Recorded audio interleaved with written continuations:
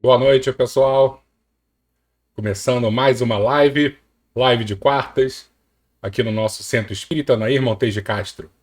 Que Jesus nos abençoe e que possamos estar unidos, com os corações principalmente, né, com as mentes voltadas a Deus, nosso Pai, nosso Criador. Como é que vocês estão? Deixa eu dar uma olhadinha aqui.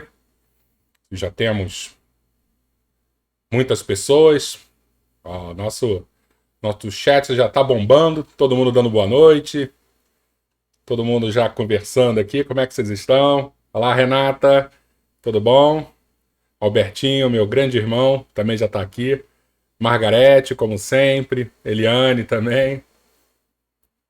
Muito bom estar aqui com vocês. Sônia. Tudo bom, Sônia? Gosto muito quando vocês mandam um coraçãozinho, mãozinhas. É sinal que está todo mundo aqui junto. E isso faz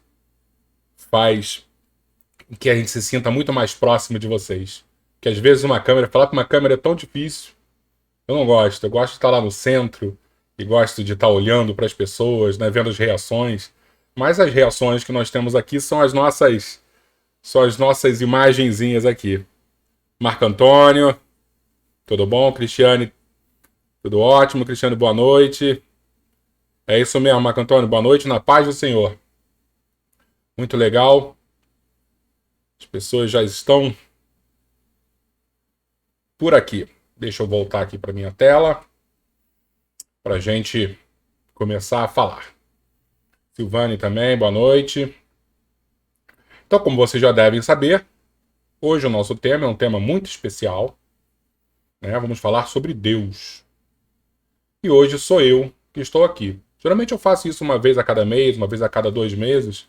Eu fico sozinho e aí abro espaço para a gente conversar. Rose, boa noite. E abro espaço para a gente conversar, para a gente bater um papo, né? E aí vocês mandam perguntas, se eu puder responder, eu respondo com todo prazer. E às vezes passa uma pergunta ou outra que eu não vejo, né? Às vezes eu sou desligado. Mas aí mais tarde eu apareço, escrevo. E geralmente as pessoas não ficam sem respostas. Ok? Beber uma aguinha aqui para a gente começar. Porque hoje nós vamos falar bastante, né? E como eu disse, é um tema que eu gosto muito. Entendo muito pouco, né? Porque Deus é um tema muito profundo, né? Muito denso. E é complicado a gente falar sobre ele. Mas ao mesmo tempo, a gente tem bastante fato histórico, né? Bastante informação que vem do Livro dos Espíritos, das obras auxiliares também de Chico Xavier. A gente vai falar um pouquinho de cada aqui. Tá bom? Oi, Socorro. Tudo bom? Como é que você tá? Como é que tá seu Carlos? Tá bem? Manda um beijão pra ele, hein? Então, como eu estava falando, nós temos muito o que conversar. Eu queria saber de vocês se vocês gostam desse tema Deus. Eu gosto muito, porque é uma questão filosófica, né? Uma questão que mexe bastante com as nossas origens. Então eu acho legal esse tema. Tá? Então, o que eu preparei para a gente hoje? Como eu não sou bobo, né? E é um tema que não tem muito, que na verdade tem muitas perguntas que ficam sem respostas. E eu sei que às vezes vocês vão perguntar e eu não vou saber responder, porque realmente, como eu falei, é um tema muito profundo, muito denso. Eu preparei uma historinha inicial, bem curtinha, e vocês vão entender o porquê dessa historinha inicial. Há muito tempo existia um homem chamado Agostinho. Ele se transformou num santo, Santo Agostinho. Você já deve ter ouvido falar dele. Um dos grandes, né, um dos grandes pensadores da Igreja Católica, né? Um teólogo assim extremamente sábio. E conta uma história que ele estava um dia andando por uma praia, pensando, né, nos mistérios de Deus, quando de repente ele viu uma criança na areia, as ondas batendo bem devagar, e ela estava pegando com um copinho a água do mar e colocando num buraco, na própria areia que ela tinha feito. E Agostinho ficou intrigado com aquilo e perguntou para a criança: O que você está fazendo aí? Ela olhou para o nosso querido Santo Agostinho e disse: Estou colocando toda a água do mar nesse buraco aqui. E ele riu, né? Com aquele sentimento já de maturidade, né? Que isso era impossível. E comentou para a criança: você sabe que isso é muito difícil, né? E aí ela responde para ele: muito mais fácil isso do que entrar nos mistérios da divindade. E aí ele percebe que ele estava tendo uma visão e a criança desapareceu. Então, eu preparei essa nossa tela aqui, e toda vez que vocês perguntarem alguma coisa e eu não souber responder, isso vai acontecer, eu preparei essa tela do selo de ignorância de Santo Agostinho. Por quê? Porque, como eu disse, trabalhar com esse conceito de Deus é algo muito, muito complexo. E a gente não pode ser arrogante e falar assim: não, eu sei, eu tenho respostas para isso, porque nós não temos. Deus foge de tudo do que a gente conhece. Os espíritos dizem que existem duas substâncias básicas no universo. Uma que é o espírito, né, nós, seres pensantes, e o outro, a matéria. Isso, além dessas duas, né, você tem uma terceira, que seria Deus. Então, Deus é completamente diferente do nosso universo de percepção.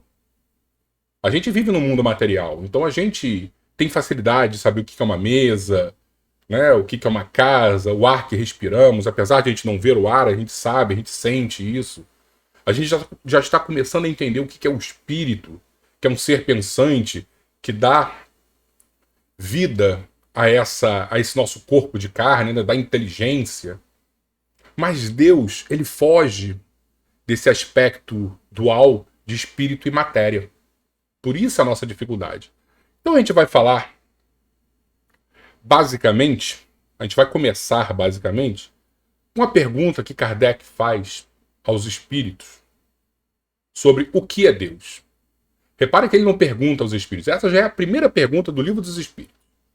Quem tiver o Livro dos Espíritos aí, depois pega para ver. A primeira pergunta é: o que é Deus? Ele não pergunta quem é Deus.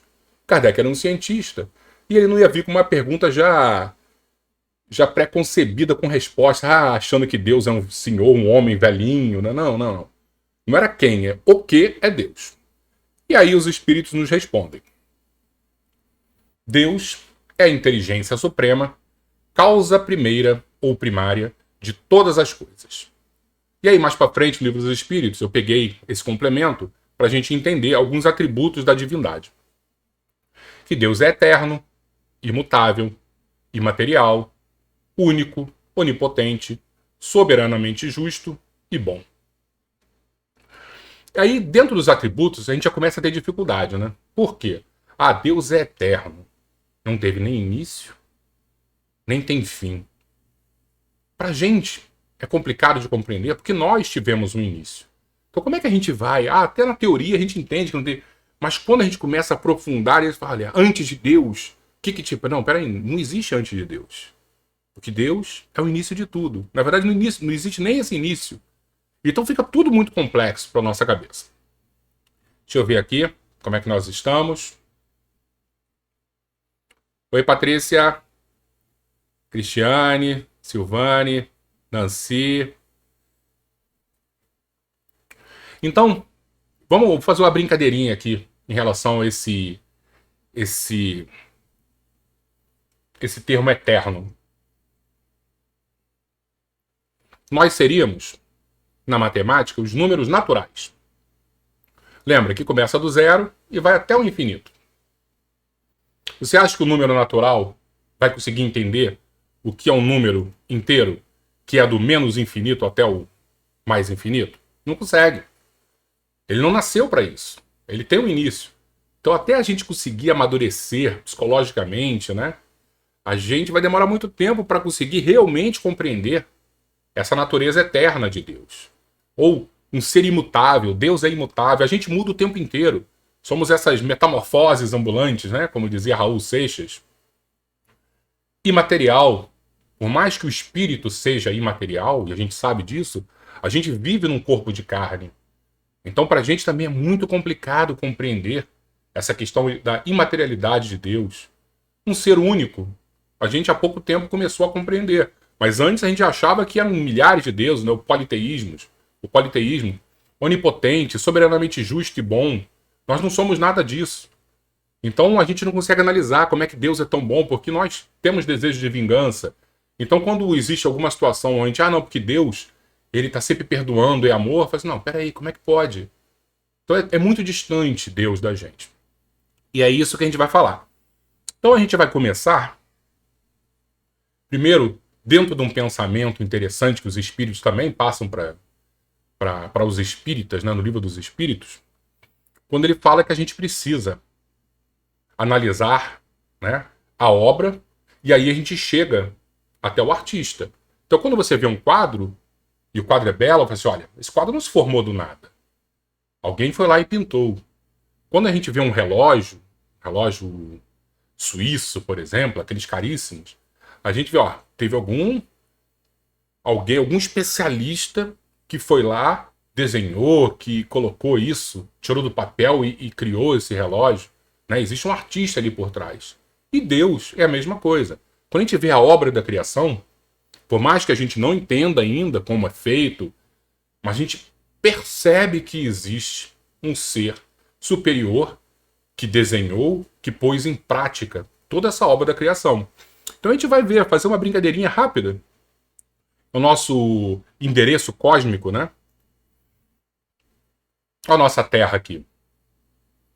Você conseguiu olhar para a Terra, as maravilhas do nosso planeta, a beleza do nosso planeta. Quando você olha uma borboleta, uma ave, as cores das flores, você vê que além da criação existe uma beleza por trás, uma harmonia. E os espíritos dizem que isso é Deus. É tudo projeto. Deus em primeiro lugar, porque ele é a causa primária de todas as coisas. E dentro do nosso endereço cósmico, a gente vai saindo um pouquinho da Terra e vai ganhando ainda mais dimensão esse Criador.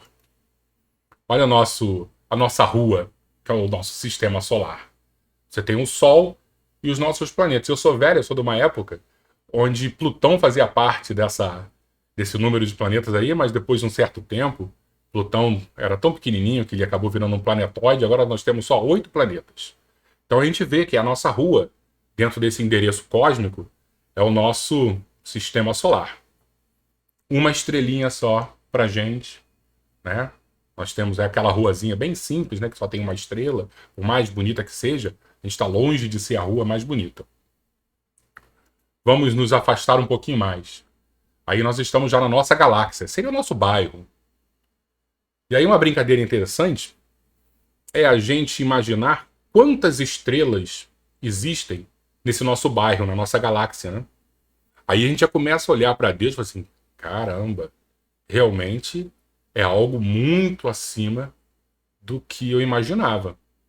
Porque se nós temos uma estrelinha na nossa rua, né, no nosso sistema solar, quando a gente olha a Via Láctea, ela já tem de 100 bilhões B, né, não são milhões com M, é B, 100 bilhões a 400 bilhões de estrelas.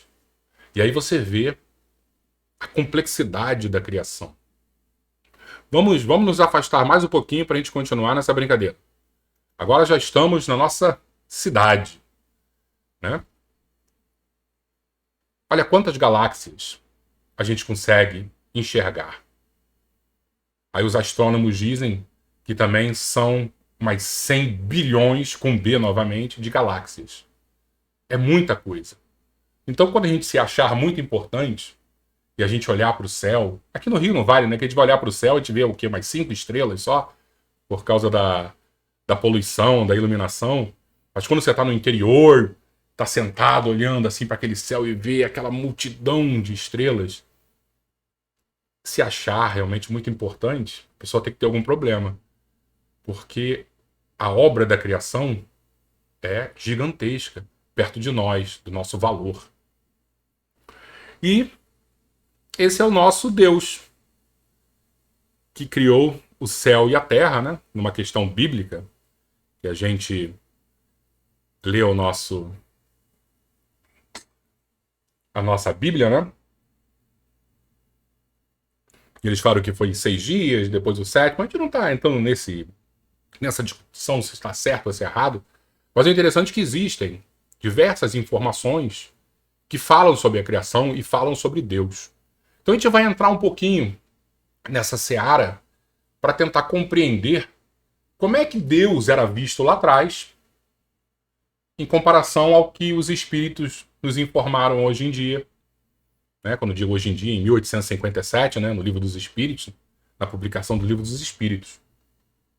Então, se a gente voltar, vamos lembrar dos gregos, a mitologia grega, onde antes não existia nada, né? Era o caos. E aí, o caos resolve criar Gaia, que é a Terra. Aí Gaia já era uma outra deusa. Aí depois nós temos Urano, que era o céu. Aí você tem Cronos, que é o tempo. Aí os deuses vão aparecendo. Politeísmo. Nós temos aí diversos deuses. E os deuses, quem são? São bem parecidos com os nossos desejos, né? Você pega Zeus. Zeus de vez em quando descia, aí tinha uma namorada, engravidava, ficava irritado, mandava matar. Tinham relações bem humanas, né? Zeus, né? Os deuses dessa época eram assim. Por quê? Porque pra gente era muito difícil, como ainda é hoje, compreender um Deus soberanamente justo e bom, imaterial. Os deuses eram extensões da gente. E aí, quando a gente volta, né, e percebe como a gente chegou nessa construção divina, que eu acho mais interessante. Vamos voltar aí 60 mil anos. Quem nós éramos 60 mil anos atrás? Né? Provavelmente, né, dentro da antropologia, os estudos que dizem a nossa forma física já era bem parecida com o que nós somos hoje. Mas o nosso cérebro ainda é muito diferente. E aí acontece uma mutação no cérebro, que eles chamam de revolução cognitiva, onde não somos mais regidos simplesmente por quê? Pelos instintos. Eu não saio somente para caçar porque eu preciso sobreviver, né? Então, um instinto de sobrevivência. Eu não saio apenas para defender a minha prole, que é o instinto de perpetuação da espécie. Isso os animais faziam. A partir dessa mutação, dessa revolução cognitiva, que acontece 50, 60 mil anos atrás, o ser humano começa a deixar de lado esse aspecto objetivo da vida, regido por questões práticas, dos instintos, por exemplo, e começa a olhar para o céu, começa a olhar para as estrelas e fazer perguntas. Quem eu sou? De onde eu vim? Houve um trovão? Olha aí a mitologia grega. Você ouve um trovão, aí você já começa a achar que pode ser uma divindade, você tem medo dela. Então, o que nos diferencia dos animais é essa revolução cognitiva, que nos permite agora vislumbrar, pensar em questões subjetivas, longe daquele início, que era o dia a dia. Comer, copular, proteger a espécie. Agora a nossa vida mudou. E é interessante a gente falar sobre isso, por quê? Porque de vez em quando alguém vai dizer, não, Deus não existe, a ciência, né? Essa ciência que todo mundo diz, a ciência, viva a ciência. Os cientistas vão dizer que Deus não existe, vão querer acabar com Deus. Alguns filósofos vão dizer, claro que não foi exatamente isso que ele queria dizer, Nietzsche, né? Que Deus está morto. Porque o objetivo é tirar a nossa humanidade. Porque somos humanos, por quê? Porque a gente consegue abstrair. E quando a gente começa a querer, não, agora tudo à base de número, de comprovação matemática científica, você tira esse poder de enxergar Deus, que é subjetivo ainda pra gente. E que nos torna humanos. Então, seguindo, vamos deixar os gregos para lá. Vamos falar agora, que eu gosto muito, né, dos egípcios. Já houve, além da revolução cognitiva, tem uma revolução agrícola. E aí está todo mundo em volta ali do Rio Nilo, evoluindo, criando novas sociedades, né, novos grupos se ajudando. Os deuses precisam fazer parte. O ser humano precisa disso. E os espíritos dizem que esse sentido, essa percepção de que Deus existe, é natural do ser humano. É natural. Tá? Luísa, daqui a pouco eu vou voltar e vou ler tudo, tá bom? Eu não vou responder ainda nada, e no finalzinho eu volto e vou conversando com vocês. Juro que eu respondo. Então essa percepção, né, esse sentido de que Deus existe, é natural da gente. É esse DNA que nós temos da divindade. Nós somos criaturas de Deus. Então vem no nosso psiquismo, falando assim, na nossa consciência, essa percepção de que Deus... mas existem povos que naturalmente todo povo acredita. O que acontece é que às vezes chega um governante e aí institui, né, o ateísmo, você não pode mais orar, tal. É de cima para baixo. Mas quando é de baixo para cima, do povo para cima, sempre temos a questão religiosa ao nosso redor. E no Egito, diversos deuses. E vocês devem lembrar que o Egito era uma teocracia. Então o faraó ou era um representante direto de Deus, ou era o próprio Deus encarnado. E os deuses também eram todos assim, bem humanos, né? Eles tinham lá raiva, eles protegiam algumas pessoas específicas, tinham formas humanas, muito parecido com os gregos. Essa evolução cognitiva que a gente vai, com o tempo, aprimorando. Até que chega um momento, e isso é uma grande revolução, que surge uma pessoa que os espíritos chamam de a primeira revelação. Porque ele rompe com esse pensamento de o Deus politeísta, os vários deuses. Ele traz já um pensamento do monoteísmo. Deus agora é único. E isso realmente revolucionou. Porque imagina, você tem no próprio Egito, antes de Moisés, já houve um movimento assim, era Akhenaton, o faraó, e ele define, não, agora temos um Deus só. Isso deu uma confusão gigantesca. Por quê? Porque os sacerdotes ganhavam dinheiro com diversos deuses, cada um quando estivesse vendendo, né, os deusezinhos, as esculturas, fazia essa brincadeira. E aí chega uma hora, quebra tudo que não tem mais, agora é um Deus só. Tiraram Akhenaton e acabaram com esse pensamento. Agora o pensamento volta a ser politeísta. Só que Moisés estava lá no seio do povo egípcio, só que não era um egípcio. Ele era um hebreu, a gente sabe disso. E aí ele foge e volta, e aí ele apresenta esse Deus único. Mas olha, além de ser o Deus único, o Deus continua extremamente vingativo. Não era um Deus bonzinho.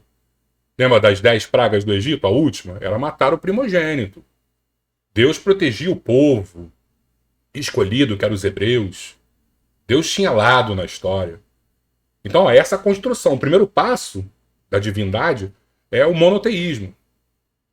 Até que, de repente, chega alguém, e a gente sabe exatamente quem é esse alguém, e que rompe completamente com essa figura do Deus da punição, o Deus cruel,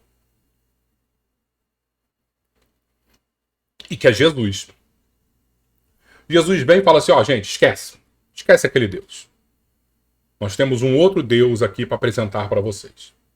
E os espíritos dizem que Jesus é a grande revelação, a segunda revelação, que rompe com aquele personagem do temor.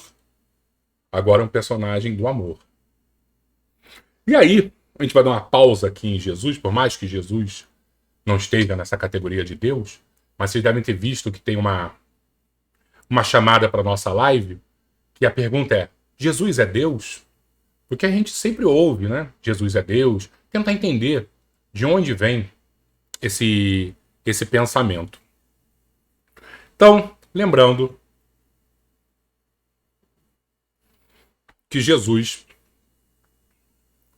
ele vive até aos 33 anos, é crucificado e deixa um grupo pequeno, mas com muita firmeza moral, de divulgadores do cristianismo. As décadas vão passando, esse número vai aumentando, E o Império Romano, até então, permitia, porque os romanos, eles não ligavam. Ah, você tem um Deus? Vem cá, bota aqui no meu panteão e vamos rezar para ele também. Os romanos eram abertos nesse sentido. Só que apareceu um imperador romano chamado Nero que encrespou com esse pensamento. Deixa eu dar uma parada aqui, só ver. Ok, tá tudo direitinho aqui. Que às vezes eu fico com medo de falar e ter perdido a conexão. Mas vamos voltar. Então, Nero começa a perseguir todos aqueles que acreditavam em Jesus. Quem é que paga, pessoa muito famosa, e que acaba caindo nas mãos de Nero? São Paulo. Paulo de Tarso. Ano 63, se eu não me engano, ano 63, ele acaba morrendo nas mãos de Nero. Assim como Pedro também. Pedro tem um final trágico com Nero. E aí o Império Romano tem uma reviravolta e eles começam a perseguir demais os cristãos e vai até Diocleciano. Aí Diocleciano a gente já está no ano 300, 305 mais ou menos. Só que surge um imperador chamado Constantino e Constantino faz uma revisão dessa perseguição aos cristãos. E olha, gente, vamos parar, porque quanto mais a gente mata cristão, mais eles se fortalecem, e Constantino precisava de apoio popular para governar. Então é muito cristão, tinha muita gente influente já de Roma, e aí ele não converte ainda Roma ao cristianismo, mas ele se converte, e no ano 313 ele assina um édito chamado de Édito de Milão, onde permite agora que o cristão possa rezar sem problema nenhum. Como ele se converteu também, ele começa a se meter na história do cristianismo. Se antigamente você tinha um problema filosófico, teológico, você escrevia uma carta. Lembra das epístolas de Paulo? Paulo mandava uma carta para a Grécia, mandava uma carta para qualquer lugar e dizia, ó, é assim que funciona, vamos rezar assim, vamos acreditar nisso. Resolvia teologicamente via cartas. Constantino falou assim, que é isso? Ficar trocando e-mail? Não, não. Presencial, não tem mais reunião virtual. É presencial. E aí ele começa a mandar cavalo para todos os lugares e trazer os bispos importantes, né? Os teólogos importantes, para o concílio. E esse concílio, o primeiro concílio, foi um concílio em Niceia, por isso que é chamado de concílio de Niceia, a gente já está no ano 325, reuniu, alguns historiadores falam 250, outros 350, vamos imaginar 250 bispos muito importantes, para definir diversas diretrizes da igreja. E o grande problema que tinha nessa época era a natureza de Jesus. Lembrando que nós estamos falando, né, se Jesus é Deus. E é essa a explicação de onde vem essa resposta de que Jesus era Deus. Porque quando você lê os evangelhos, você tem situações muito dúbias ali, onde Jesus diz, ó, ah, você é bom. E Jesus fala, não, bom é o Pai. Quando ele diz bom é o Pai, imagina, Leco, você é bom. Não, não, bom sou eu. Bom é o Leco. Que história é essa? Se fosse a mesma coisa. Quando ele diz que bom é o Pai, ele deixa claro ali que ele não é Deus.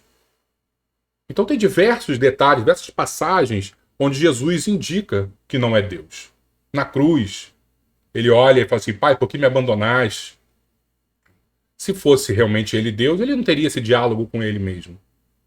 Mas também existem mais passagens quando Jesus fala que ele e o Pai são um só.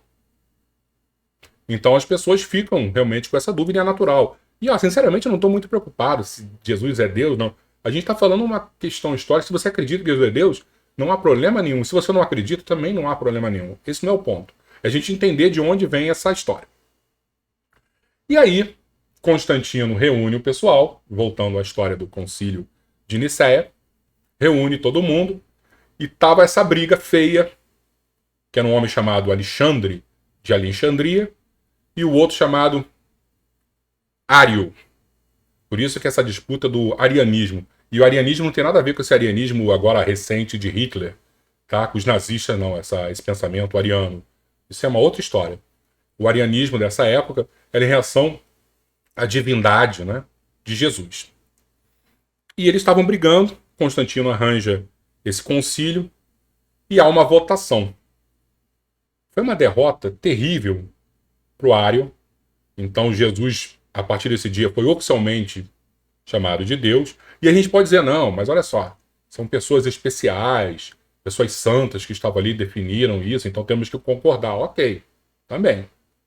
Mas, vocês sabem o que aconteceu com o Ário, depois que ele perdeu?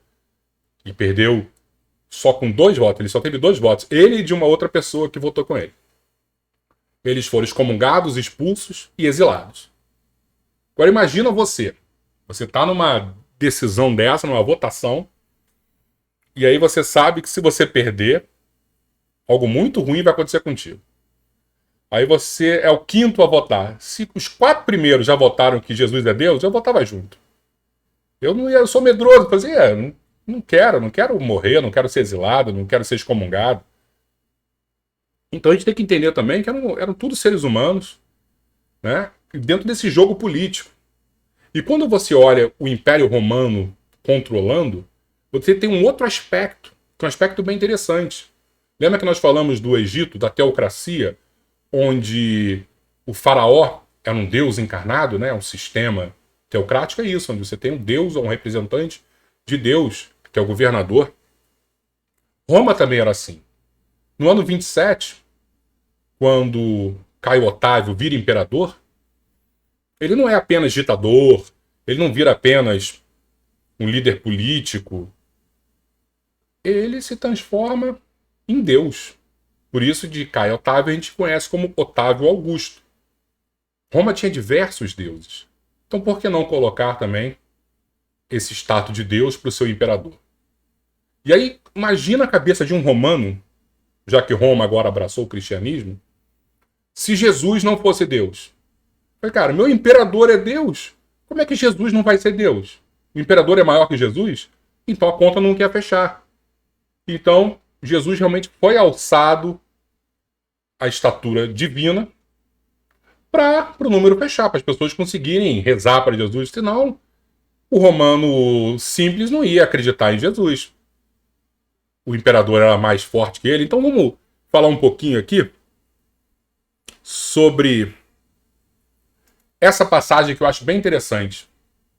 Que lembra quando eu disse que Jesus disse, eu e o Pai somos um só, que está lá no Evangelho?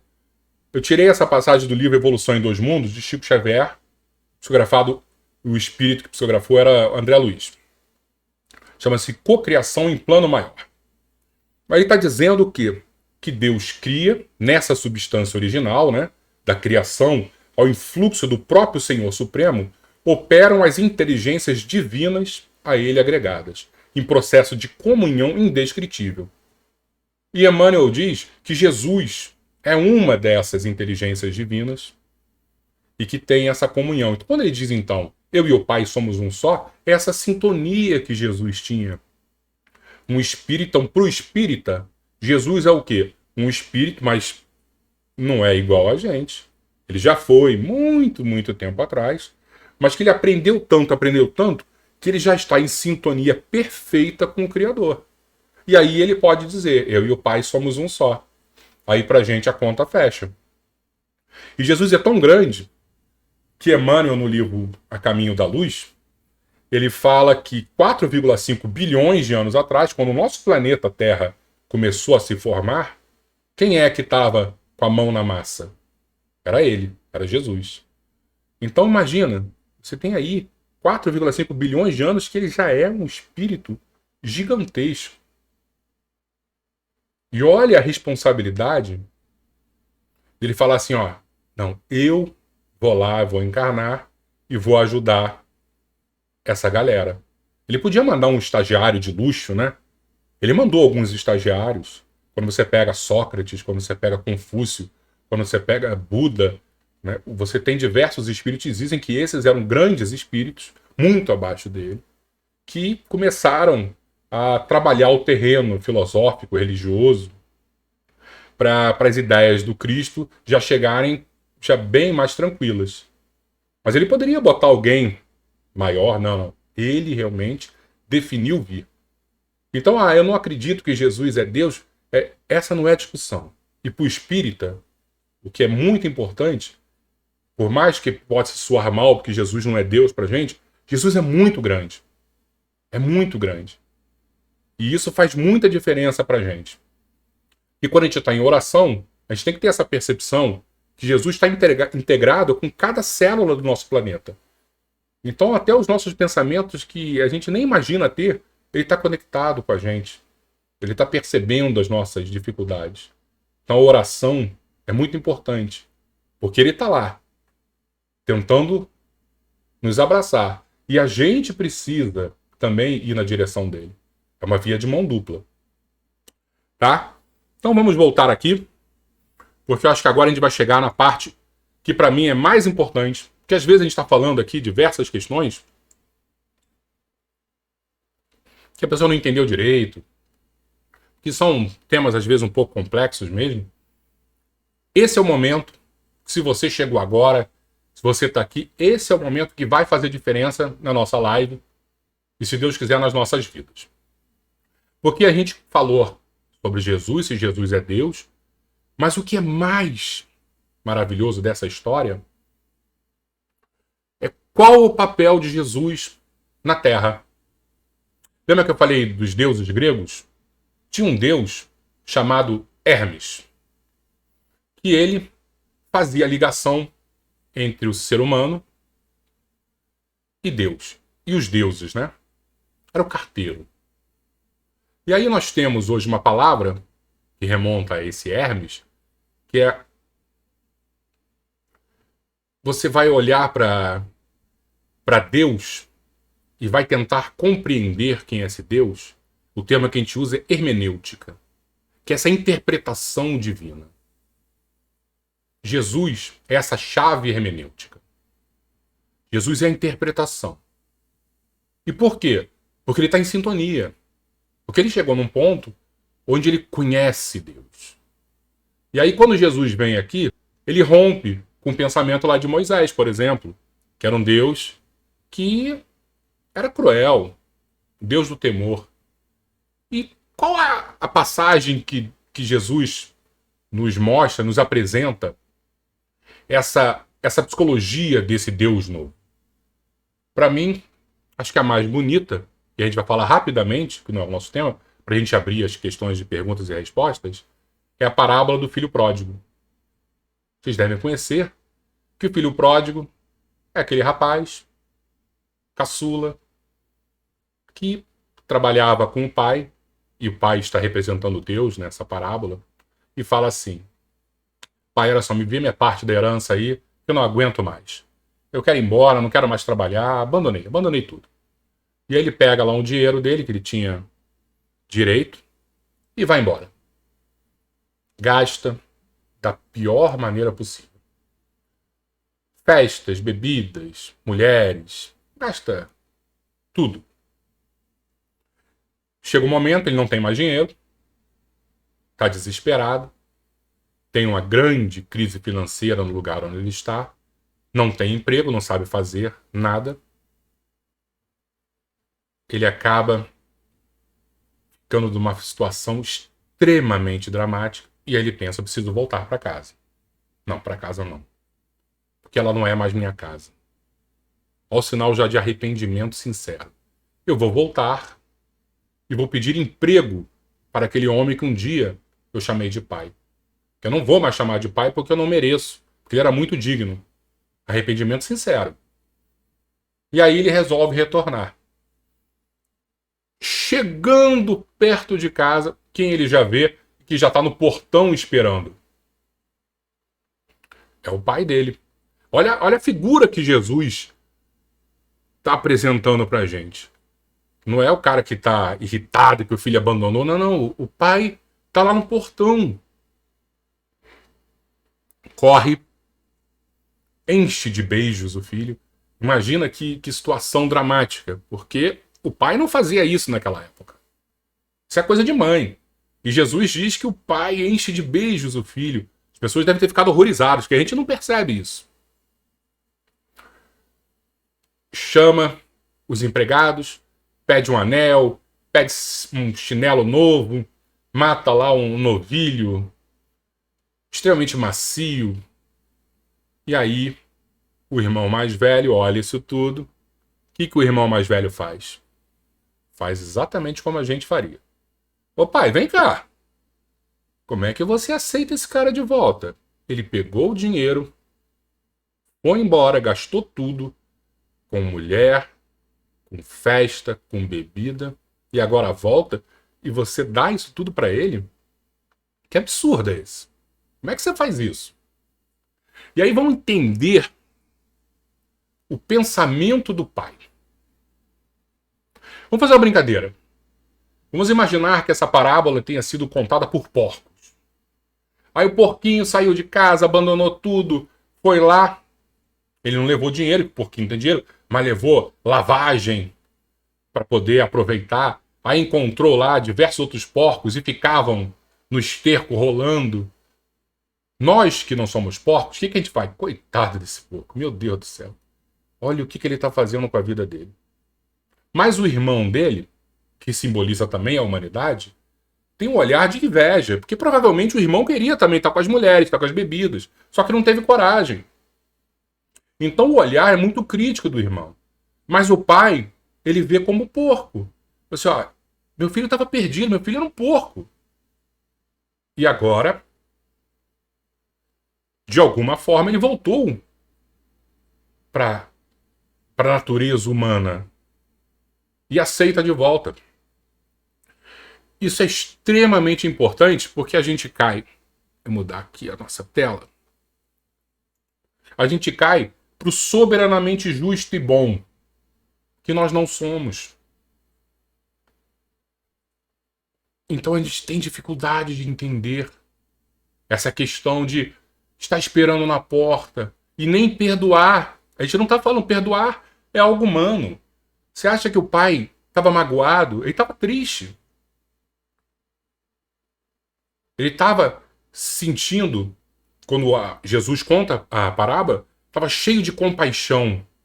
Não era mágoa, não foi perdão. E por isso que a gente, até hoje, quando ouve essa parábola, a gente fica meio assim, pô, não faz sentido essa parábola para mim. Porque a gente pensa como um irmão. É difícil para a gente entender. Então foi o que eu disse. O início, não entendi nada. Foi difícil, foi complicado, enrolou. Esse final tem que ficar claro pra gente. Quem é Deus? Porque às vezes existem duas situações. A pessoa que acredita em Deus, acredita. E o outro que não acredita. Mas Deus não está preocupado se a gente acredita. Ele está preocupado se a gente vivencia essa experiência. E que é muito importante. É a sintonia com Ele.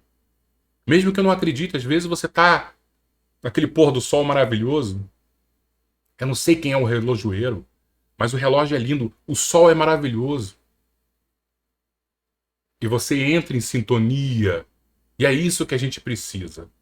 A gente precisa romper com aquela figura do Deus carrasco e entender que estamos numa outra fase. Que as nossas dores têm um propósito, mas que existe também alguém que está acima de tudo e que controla e que cuida da gente. Ok? Então vamos voltar aqui e eu vou ver se nós já temos algumas perguntas para a gente ver. Deixa eu beber uma água.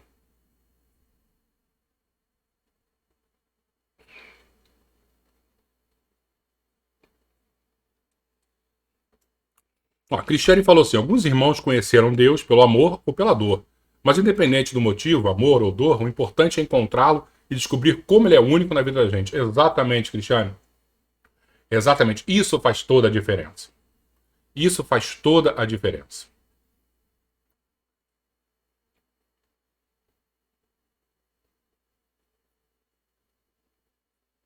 A Luísa perguntou se a nossa inteligência é muito limitada ainda.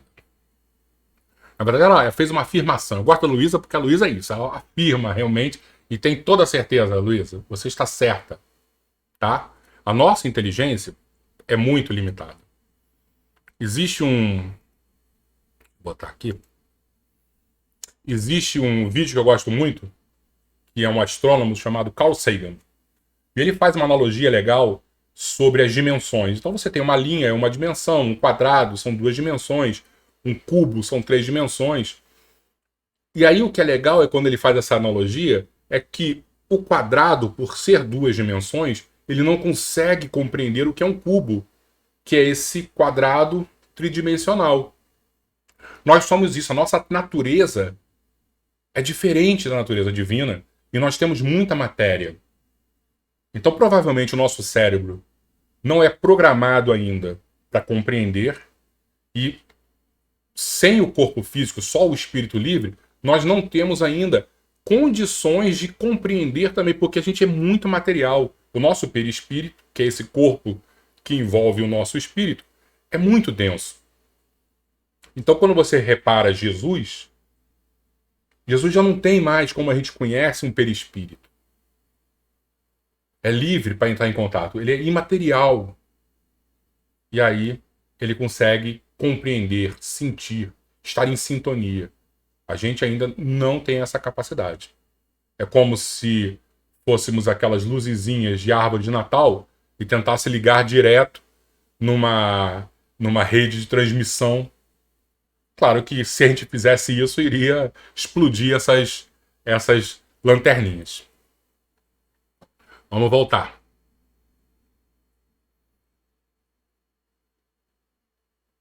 Ó, Marco Antônio falou do livro A Jornada dos Anjos, Constantino e Licínio, né, na época do Concílio de Nicéia.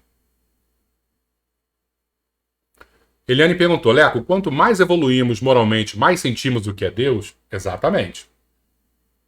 E essa é a grande beleza da vida, né? Quando a gente fala de criação do planeta, então imagina, nós temos aí um planeta de 4,5 bilhões de anos, a vida começa 1 bilhão de anos da vida da Terra. Então nós temos como no nosso planeta só 3,5 bilhões de anos com vida. Então 3,5 bilhões de anos atrás tinha uma célulazinha, eram seres unicelulares, uma ameba, e aí vai evoluindo.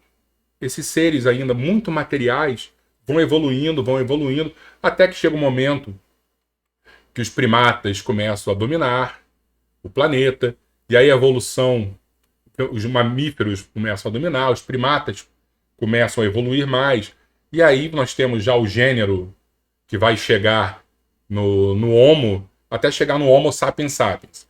Então, quando a gente para pensar como Homo sapiens sapiens, nós temos 300 mil anos. É muito pouco ainda para evoluir. O nosso cérebro ainda vai evoluir muito. Nossa cognição vai evoluir muito. Nós somos 3% só diferentes dos chimpanzés. Olha que loucura. Imagina, ser humano, chimpanzé é 3% para cá. Agora imagina se a gente for evoluir só 3% para cá. Quanto que a gente vai evoluir ainda? Só 3%. Distante do que nós somos hoje. A gente tem muito ainda para evoluir. A gente usa muito pouco o nosso cérebro. Sem falar em momentos que a gente não vai nem mais ter esse cérebro físico. Então um dia a gente vai chegar a ter muito mais compreensão. Ainda não é o momento. Por isso que é o nosso selo de ignorância do Santo Agostinho, porque a gente não tem, né, essa capacidade ainda de sentir, de estar em sintonia, de compreender uma natureza tão diferente. Vamos voltar. Obrigado, Maristela. Maristela falou que o papo é denso, mas tá ficando claro. Patrícia. Na conexão com Deus, a oração ainda é o caminho dentro das nossas limitações. Exatamente, Patrícia. Porque, como eu falei, é uma via de mão dupla. Deus está lá tentando abraçar a gente, tentando se aproximar. Só que a nossa questão de orgulho, de vaidade, impede esse contato. Então esse momento de oração é o momento que a gente faz o quê? A gente vai tentar romper com a matéria densa e se aproximar psicamente de Deus, da divindade. Por isso que não adianta, não, reza 10 Pai Nosso. É da boca para fora. A gente precisa se conectar verdadeiramente. E às vezes nem palavra precisa. Como eu disse, é o estar em sintonia. Esse novo conceito de fé. Estar próximo. Não é acreditar. É sintonizar. E sintonizar, eu posso estar com os pés descalços, na areia da praia, na terra, na grama, sentindo um vento no rosto. Isso faz a diferença. Né? Não são as palavras bonitas, ou textos bem escritos. Onde que está o sentimento? É maior do que tudo isso. É invisível aos olhos. O essencial é invisível aos olhos. E é isso que a gente precisa compreender.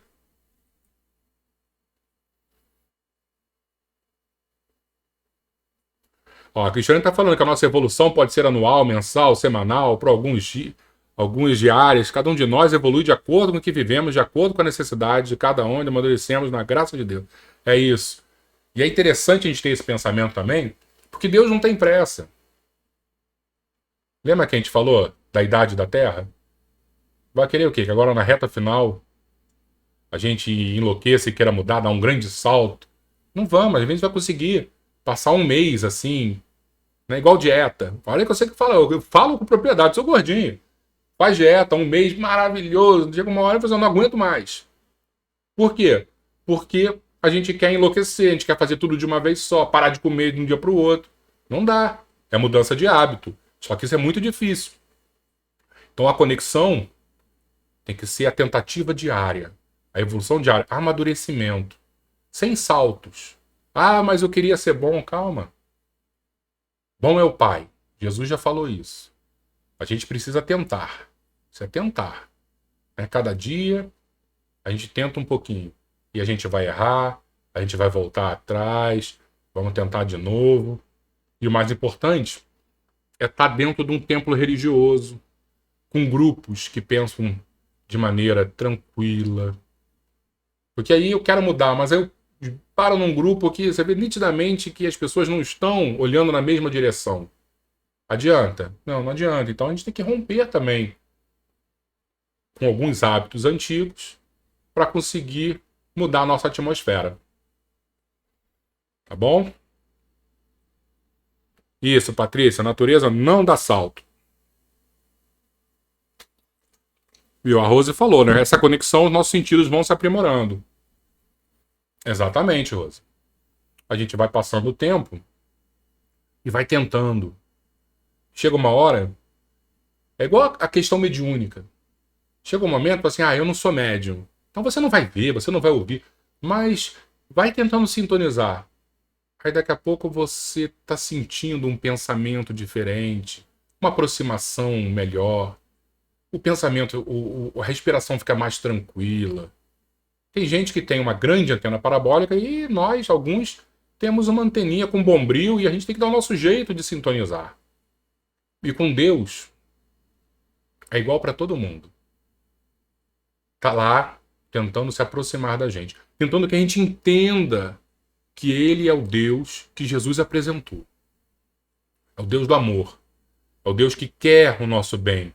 Que está disposto a nos aceitar, a nos receber de volta. Se a gente não entende isso, com os nossos erros, a gente foge desse contato. Eu não quero nem entrar na casa espírita, eu fiz tanta bobagem. Eu não quero ir para a igreja. Eu não quero porque eu errei. Não, não, não, não. Jesus dizia que veio justamente para esse povo, para a gente. Que errava, que estava doente. Ele não veio para o são. Não, eu não vou pro hospital porque eu estou passando mal. Não, agora é hora de ir. A gente está passando mal, é hora de ir. A gente está com uma doença, é hora... não, eu só quero ir para o hospital quando eu estou bem. Para fazer o exame e tá tudo certinho. Eu falei, não, não, não. Essa não é a lógica. A gente precisa se conectar justamente quando a gente está mal. Porque ele é o nosso médico. O poder da oração, como a Patrícia falou, abre uma conexão de cura. E a cura, principalmente a cura espiritual. E o nosso espírito vai passando para a nossa matéria, e às vezes de maneira rápida. Às vezes de maneira muito rápida. Esse equilíbrio, essa saúde.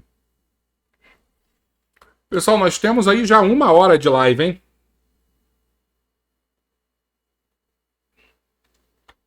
Eu acho que nós vamos ficar por aqui, ó. Maristela perguntou, os animais também têm uma evolução? Tem, Maristela. Tem. A conta é essa. A gente começa lá atrás, como uma célula, e vai evoluindo, e vai evoluindo. Pega um momento que há essa migração, vamos dizer assim, de status de princípio inteligente, que ainda não é um espírito, para espírito. Então os animais também estão nessa fase de evolução. E chega um momento que, como eu disse, muda o status e começa a pensar com muito mais clareza. Né? Essa revolução cognitiva acontece nos animais e vira lá o nosso Homo sapiens ou Mulheres sapiens. Não podemos esquecer também. Tá bom?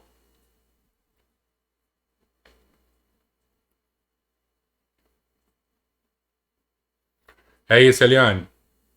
É muito bom saber que ele está lá esperando pra gente e precisa que a gente dê o primeiro passo. E ele está lá na porta, está na varanda. Louco para ver a gente fazer a curvinha ali e correr e nos abraçar. Então, pessoal, eu vou ficar por aqui. Já temos 1 hora de live. Desejo que vocês tenham gostado, né? Porque eu gostei muito de estar aqui com vocês. É muito gratificante.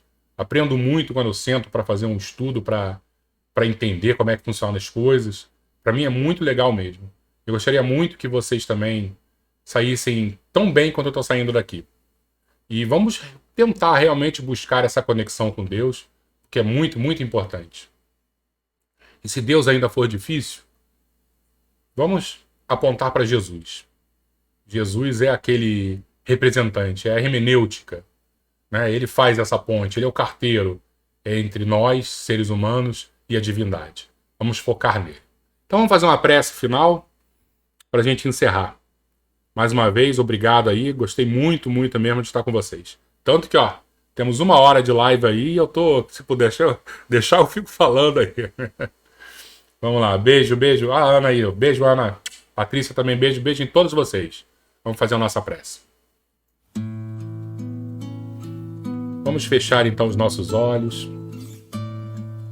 Já que nós não temos essa figura de Deus para imaginar, o que ainda é muito distante da nossa percepção, vamos sentir Jesus, que é o seu representante, o Espírito, que é o modelo de perfeição para a humanidade. E Jesus, assim como o Pai, também nos espera. Espera que passamos o caminho de volta para casa, para o lar. Lembremos do filho pródigo. Bastou o arrependimento sincero para que ele já sentisse o olhar do Pai, convidando ao retorno. E hoje todos nós de alguma forma estamos sendo observados por Ele, porque os nossos corações não aguentam mais seguir na direção errada, não suportam mais o medo, as angústias, o sofrimento inerente à existência física. E Ele, Jesus, representante de Deus na Terra, compreende exatamente os nossos problemas e oferece a mão, o suporte,